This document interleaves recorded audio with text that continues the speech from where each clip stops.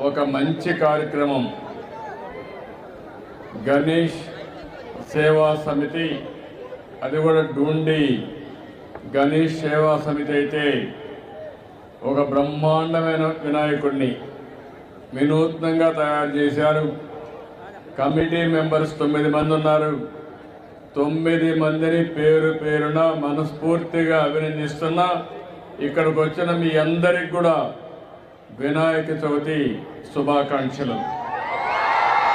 మనమందరం వినాయక చవితి జరుపుకుంటాం.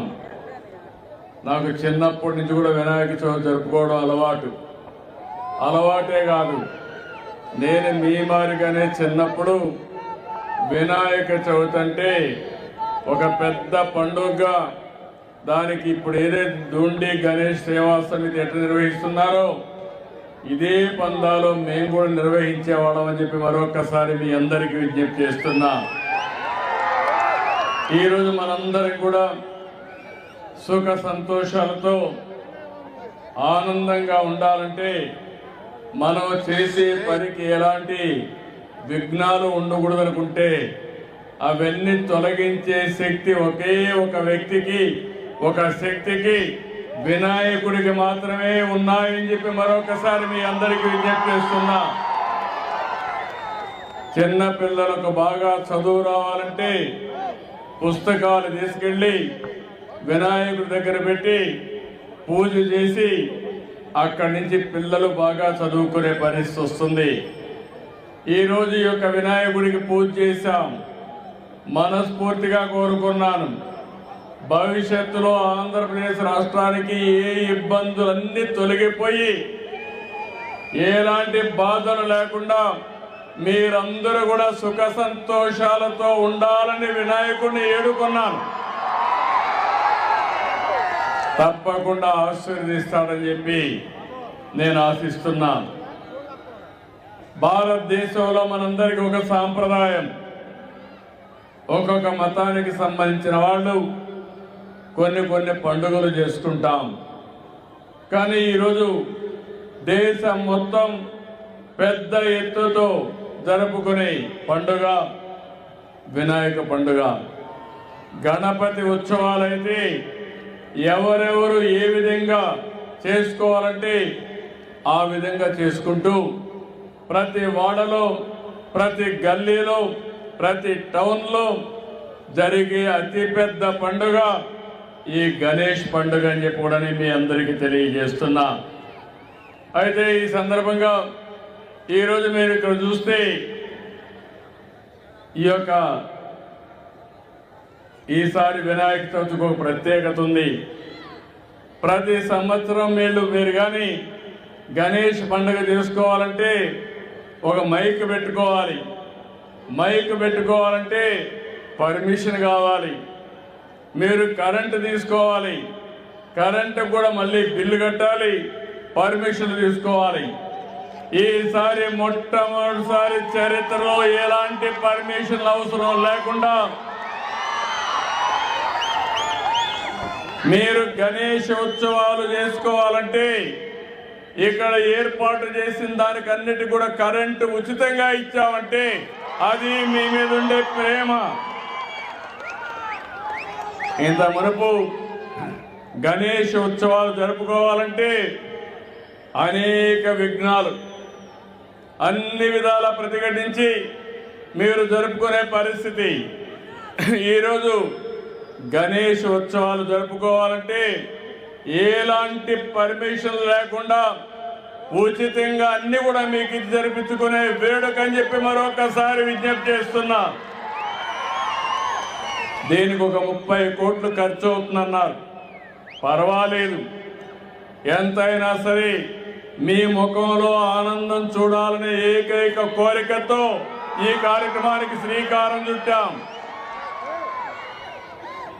ఇక్కడ ఏదైతే గణేష్ ఉన్నాడో మీరు చూస్తే సిట్టింగ్ పొజిషన్లో అతి శక్తివంతమైన గణేశ్వరుడు ఇక్కడ ఉన్నాడు, మన దగ్గర ఉన్నాడు. అది కూడా మీరు ఒకసారి చూస్తే మట్టితో చేశారు. అందులో కూడా ఇప్పుడు చెప్తున్నారు, నేను దీని మీద చాలా ప్రయత్నాలు చేశాను. హైదరాబాద్ నగరంలో ఒకప్పుడు మీరు చూస్తే ప్రతి ఒక్క దిక్కడ గణేష్ ఉంటాడు. ఆ ప్రొవిషన్ వస్తే కూడా చాలా ఇబ్బందులు క్రియేట్ చేసేవాళ్ళు. నేను ఒకటే చెప్పాను, గణేష్ ఉత్సవాల్లో ఎలాంటి అపస్కృతి జరగకుండా పూర్తిగా లా అండ్ ఆర్డర్ కాపాడిన బాధ్యత ఆనాడు తెలుగుదేశం ప్రభుత్వాన్ని చెప్పి కూడా నేను మీకు తెలియజేస్తున్నా. ఇక్కడికి వచ్చినప్పుడు ఇక్కడ ఆర్గనైజ్ చేసే వాళ్ళందరినీ కూడా మనస్ఫూర్తిగా అభినందిస్తున్నాం. వివిధ ప్రాంతాల్లో ఏర్పాటు చేశారు. ఈసారి సితార గ్రౌండ్లో 72 అడుగులు, అది కూడా సిట్టింగ్ పొజిషన్లో. అందరూ కూడా కలర్స్ ఏమీ లేవు, ఎలాంటి అన్ని కూడా నేచురల్గా మట్టి నార ఇవే తీసుకొచ్చి బ్రహ్మాండంగా ఏర్పాటు చేసి అందులో కూడా మైక్రో ఇరిగేషన్ పెట్టి డ్రిప్ ఇరిగేషన్ పెట్టి రేపు అన్నీ పూర్తయిన తర్వాత ఇక్కడే గణేష్ నిమజ్జనం కూడా ఇక్కడే చేస్తున్నారంటే ఇది ఒక ప్రత్యేకమైన ఆకర్షణ అని చెప్పి మీ అందరికీ తెలియజేస్తున్నాను. నేను ఇప్పుడే అడిగాను, ఇక్కడ మీరు తయారు చేసిన తర్వాత ఏ విధంగా చేస్తారంటే ఆ మట్టిని ఇక్కడే ప్రజలందరికీ పంచుతున్నారు. ఒక పవిత్రమైన మట్టిని మీరు తీసుకెళ్ళి మీ ఇంట్లో పూల తోటలు కానీ వ్యవసాయ పొలాల్లో కానీ భక్తి భావంతో చేసుకుంటే ఇప్పుడు వచ్చే దిగుబడి కంటే 4 రెట్లు ఎక్కువ వచ్చే అవకాశం ఉంటుంది. అది గణేశుడి యొక్క ఉపయోగం అని చెప్పి కూడా నేను మీకు తెలియజేస్తున్నా. ఇలాంటి మంచి సాంప్రదాయాలకు నాంది పలకాల్సిన అవసరం ఉంది. ఈరోజు భగవంతుడు మనకు ప్రకృతినిచ్చాడు, ఈరోజు అన్ని కూడా ఇచ్చాడు. కానీ రాను రాను కొన్ని రోజులకు మీరు చూస్తే ఎక్కడికక్కడ కలుషితమైన వాతావరణం వచ్చింది, నీరంతా కలుషితమయ్యే పరిస్థితి వచ్చింది, వాతావరణం కలుషితమైపోయే పరిస్థితికి వచ్చింది, పరిసరాలన్నీ కలుషితమైనాయి. అందుకనే ఈ మధ్య కాలంలో మీరు చూస్తే ప్రతి నెల 3వ శనివారం స్వచ్ఛ ఆంధ్రప్రదేశ్ కార్యక్రమానికి శ్రీకారం చుట్టాం.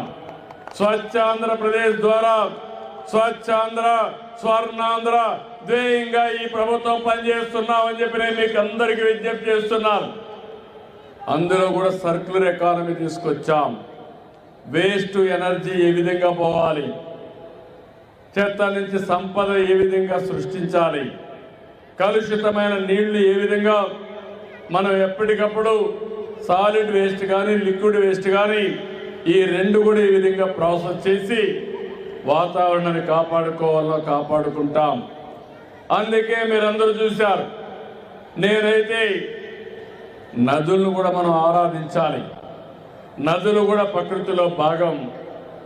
అందుకని గోదావరి పుష్కరాలు తొందరలో వస్తున్నాయి. మొన్ననే కృష్ణా పుష్కరాలు నిర్వహించుకున్నాం. నదుల్ని ఆరాధించడం మన సాంప్రదాయం. ఈ సంవత్సరం మీరు చూస్తే పోయిన సంవత్సరం చూశాను, ఈ సంవత్సరం చూశాను, వర్షాలు ఎక్కువగా పడ్డాయి. పోయిన సంవత్సరం నేను బాధపడ్డాను. ఈ రోజంతా తిరిగాను, ప్రొక్లైన్ పైన కూడా తిరిగి మిమ్మల్ని అందరినీ ఆదుకున్న విషయం బుడమేరు వరదని సమర్థవంతంగా ఎదుర్కొని మళ్ళీ పునరావాసం కల్పించిన పార్టీ.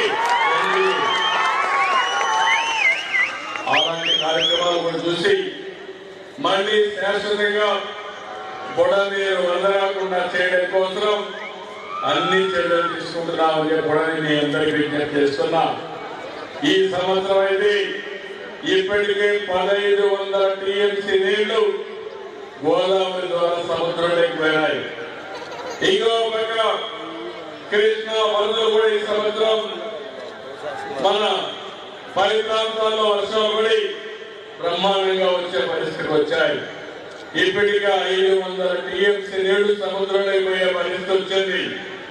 రాష్ట్రంలో అన్ని జలాశయాలు పూర్తిగా నీళ్లున్నాయి. ఈ రోజు మనందరం కూడా పండుగలు జరుపుకుంటున్నా అంటే అన్నిటికంటే నాకు ఆనందం, ఈ రాష్ట్రంలో కరువు లేకుండా చేసి పండుగలు ఘనంగా జరుపుకునే విధంగా ముందుకు పోతామని ఒకసారి మీ అందరికీ విజ్ఞప్తి చేస్తున్నాం. ఈరోజు మీ ఆనందం చూస్తున్నా. ఇటీవల కాలంలో మేమైతే మీరు చూశారు, నేను ఎన్నికల ముందు ఏవైతే చెప్పానో సూపర్ 6 చెప్పా. ఈరోజు సూపర్ 6 ని సూపర్ హిట్ చేసి గణేష్ ఉత్సవాలు జరుపుకుంటున్నాం. ఒక పక్క సంక్షేమ కార్యక్రమాలు చేయడమే కాకుండా ఇంకో పక్క అభివృద్ధి కార్యక్రమాలు కూడా నాంది పలికాం. దేశంలో ఎక్కడా జరిగిన అభివృద్ధి మన రాష్ట్రంలో చేస్తున్నాం. నేను ఒకటే సంకల్పాన్ని తీసుకున్నాం.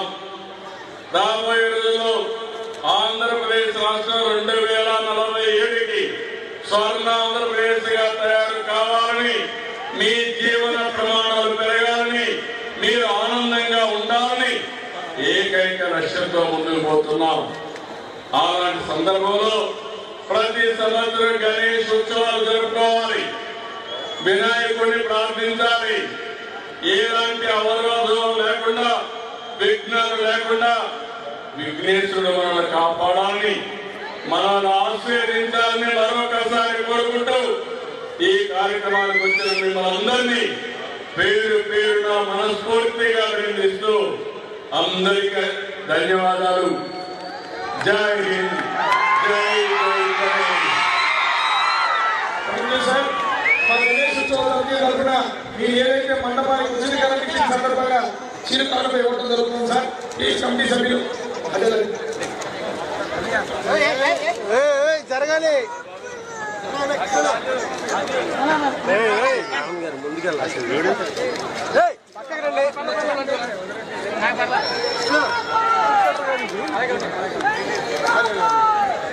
Sir mic please.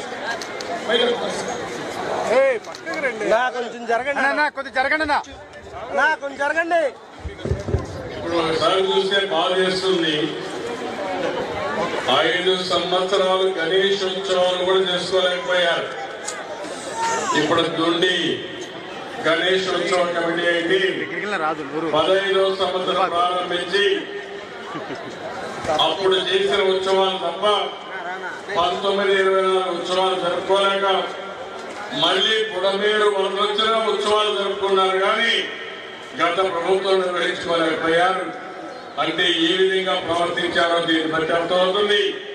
అందుకే ఈ రోజు నేను ఆలోచించాను, ఎక్కడ ఎలాంటి అవరోధాలు లేకుండా ఉండాలని. ఏ పర్మిషన్ అవసరం లేదు, ఉచితంగా కరెంటు కూడా ఇచ్చి మిమ్మల్ని ఆదుకున్నామని చెప్పి అందరికీ విషయం చేస్తున్నాను. అది అప్పటి పరిపాలన, ఇప్పటి పరిపాలనకు వ్యత్యాసం. దొంగతనంగా గణేశుడికి దండం పెట్టి మీరు చేసిన పాపాలు మాఫీ కావని మరొకసారి హెచ్చరిస్తున్నా. వినాయకుడు అంటే తమాషా కాదు. వడ్డీతో సహా వసూలు చేసి దేవుడు వినాయకుడు అనే విషయం కూడా మీరు గుర్తుపెట్టుకోవాలి. భక్తితో ప్రార్థిస్తే ఎక్కడ అవరోధాలు ఉండవు. అపహాస్యం చేస్తే మాత్రం వాళ్ళ జీవితాల్లో అడుగడుగునా అడ్డంకులే ఉంటాయి. వాళ్ళు ఎప్పుడూ పైకి రాలని మరొకసారి హెచ్చరిస్తున్నా. Thank you.